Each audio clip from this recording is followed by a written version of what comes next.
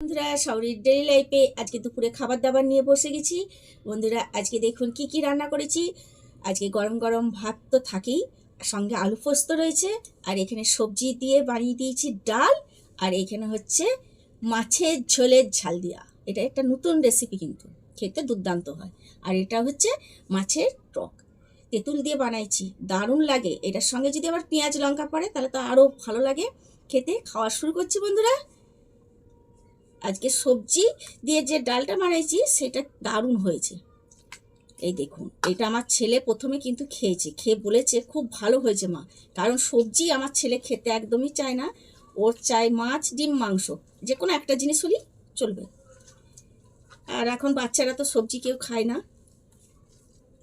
সেই জন্য আজকে প্রথম এই ডালটা দিয়ে আর আলু পোস্ত দিয়ে আমি খাবো।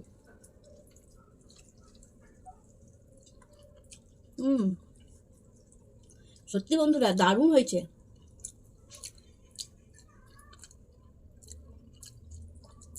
দারুণ দারুণ। আমি মাছের টকটা কিন্তু আগে খাবো। ডাল আলু পোস্ত আর মাছের টক দিয়ে খেতে সত্যি দারুণ লাগে। দারুণ।